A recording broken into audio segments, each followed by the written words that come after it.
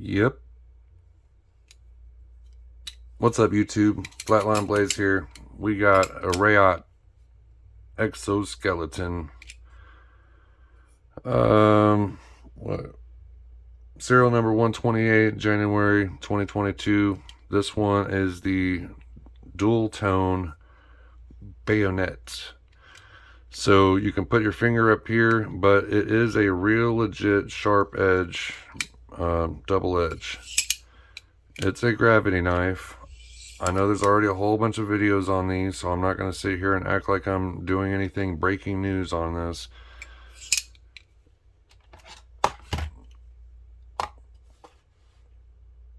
Got 4.69 on the scale.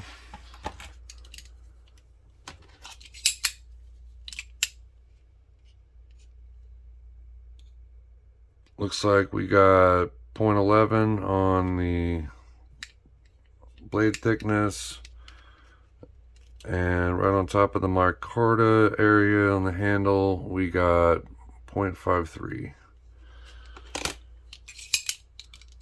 So there's a lot of ways to do this. Obviously I'm sitting at a desk. If you simply just tilt it down, it's going to open. I'm realizing how I'm sitting here. I should have the damn camera further away now that I'm thinking about it. But I can still obviously actuate it different ways. But like I said, I'm not trying to break anything down that already hasn't been said. I want to say it's actually a very interesting design. I was intrigued by it when I first saw it, but I honestly kind of stayed away from it because it seemed almost too gimmicky. And for a while, I was all over a whole bunch of fidget stuff. I've had plenty of, I've had plenty of OTFs. I've had Paragon gravity knives, button locks, ProTech Magic whiskers. I've had matte disc and custom dual action auto. I bring some of that up because I know that certain knives are going to have a little bit of wiggle and a little bit of blade play. It does not have much at all, if any at all, honestly, vertically. Side to side, yes. If I can put it in a straight line right here, I've done this before on my OTFs to kind of tell how much wiggle we got going on here. Just basing it off the line. To be brutally honest with you, it's barely any more, if any at all, more than, say, a Microtech, Ultratech, or,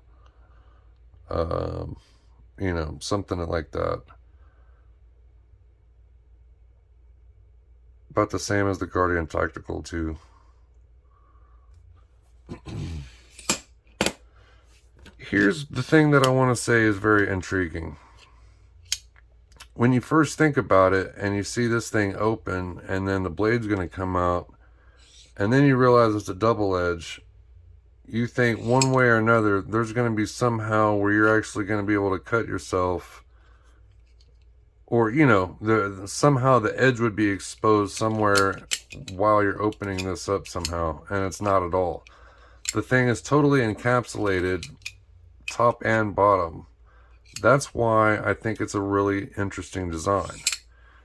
Now, y'all have already seen other videos and probably already know this little thing slides. So when it's down here, it's locked. It's just getting held by the titanium on both sides of this. It slides down here, then it gets caught by the lip, the tie on both sides over here. The fact that you're not going to be able to hurt yourself at all is a great design, because once it gets in here, it's all covered from every direction. You can't cut yourself. Now, once I think I've pinched my finger while I was, sitting there really slinging this thing out.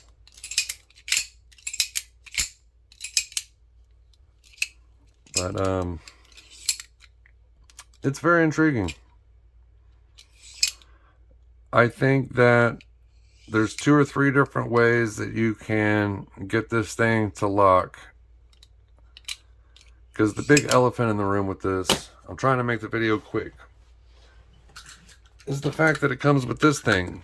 Because there's no lock on it. Now I know that there's some variations that come with the leather slip. And, you know, it is what it is. It is a gravity knife. So it is kind of cool and different. With that being said, since it technically doesn't lock and there's no clip, it is kind of weird to force you to have it in a leather slip or something like a little Kydex thing. And it comes with a whole bunch of random stuff. Don't really need it. Like microfiber cleaning cloth, some little baggie.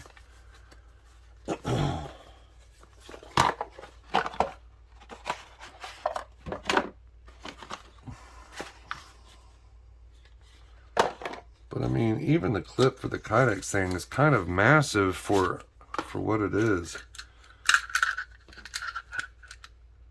Anyway, it would be awesome if it came with both the little leather sheath and the Kydex, but I'm not crying about it. I got this on the secondary. It's a very awesome design. The other really intriguing thing is it's not like a Paragon where if you put pressure on the side of the blade, the handle scales are going to separate on you. This, since the blade is straight up just going, you know, in and out straight up, there's nothing else going on. When you grab this thing, there's no way for the blade to move at all. There's nowhere for it to go. There's nothing going on. The only thing it can do is go in, and that's if this is up.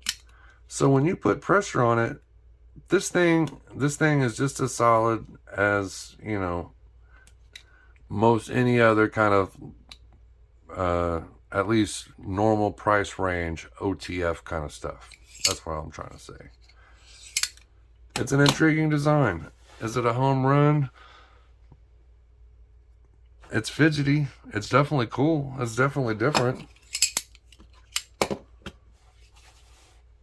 But without the locking mechanism and, you know, without the locking mechanism, it is kind of interesting. You can't just put it in your pocket. There's no clip. But it is badass. There's no denying it. It's cool. It's different. I was trying to go quicker than that, but it comes with a bunch of weird random stuff. I don't even think I missed anything. I guess it comes with some little screws. But it's pretty badass.